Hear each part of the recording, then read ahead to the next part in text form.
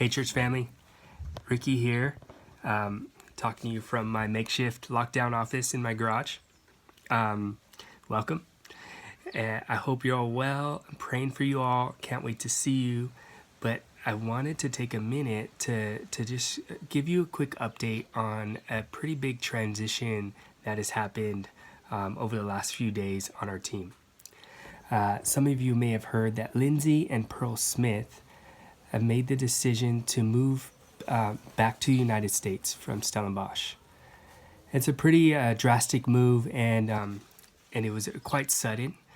Over the last couple of weeks, when all the lockdown and all the pandemic situation, everything that we know about, started to take effect, Lindsay really started feeling from the Lord that it might be time for her to transition back sooner rather than later. She was always planning on going back to the States, but her original transition date was back in December. Some of you might know, but she's a firefighter and she has a leave, and her leave was due to be completed by December, and so she was needing to go back. So that was always part of the plan. But as some of the things started happening in all over the world, she started asking the Lord, should I go back sooner, given her circumstance as a single mom, and also realizing that her leave might be revoked and she might be asked by her employer to come back sooner regardless. And so with all the circumstances and praying and fasting, she made the decision to say, I'm going to transition out of staff, out of South Africa, and go back. And that was a very tough decision, needless to say. She's had to mourn it, especially in light of our circumstance with being on lockdown, not being able to see and communicate in person to many of you. But nevertheless, she felt like this is where the Lord was leading her.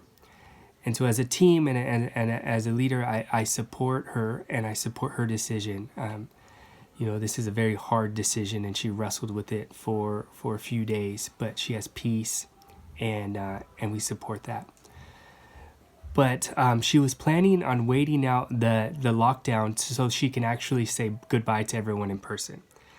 So she had a flight booked after the lockdown ended, and hopefully we were going to be able to gather and see each other in person again, and that's when we were planning on making the church-wide announcement. But because of the circumstance, she signed up for a chartered flight through the U.S. Department of State. And on Tuesday afternoon, or Tuesday evening, just a day and a half ago, she got a notification that they've organized a flight for American citizens to depart from South Africa if they chose. And she chose to do that. And so the flight was scheduled to leave today. And so we really only had a day for us to process her leaving straight away. And so she made the decision to leave and take this afternoon's flight. And it was very sudden. The whole decision was sudden. Although we support it, things happened very quickly.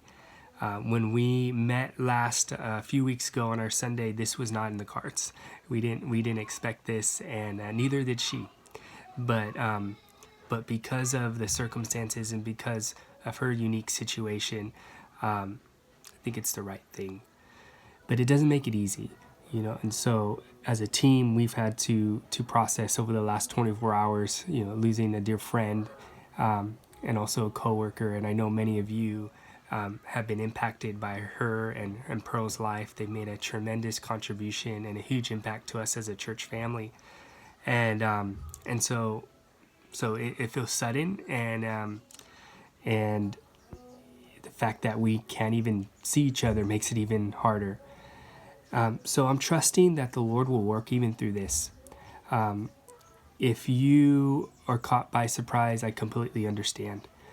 This wasn't our intention to happen during the lockdown. Like I said, we planned that this would be announced in person when she could actually say goodbye and we can properly send her off and she can communicate.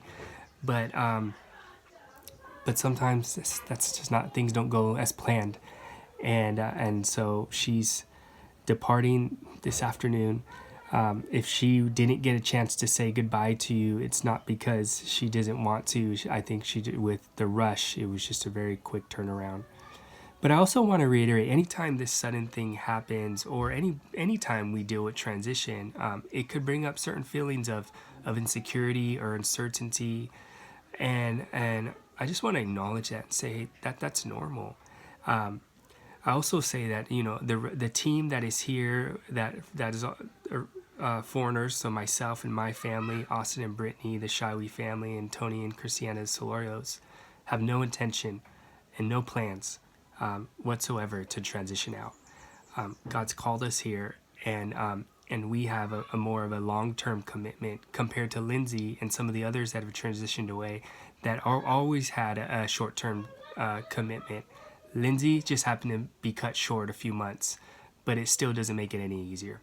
And so I wanted to just jump on here and just apologize for those to those that are just finding out now. That wasn't our intention, and considering the circumstances, I hope you would understand. The way we would have loved to do this was to do it in person, celebrate, and also be able to receive and answer any questions. We just can't do that today. But I do want to say, if you do have any questions or you do have any comments or concerns, please reach out. I'm available to anyone that might have any questions or any concerns. I mean, I'd be happy to chat through this because it is such a major transition in an already vulnerable time. And so I hope you understand, but also hope you continue to pray for Linz. And if you haven't already done so, I'd love for you to send her a WhatsApp or send her a message, tell her how much we love her. I think they're getting on a plane in a few hours, and so there's still some time. And she's always going to be part of our family, regardless of whether she's here in Stellenbosch or there in San Diego. She's always part of the All People's family, and so that's the update. If you have any questions, please reach out. Love you guys, and hopefully I'll hear from you soon. God bless.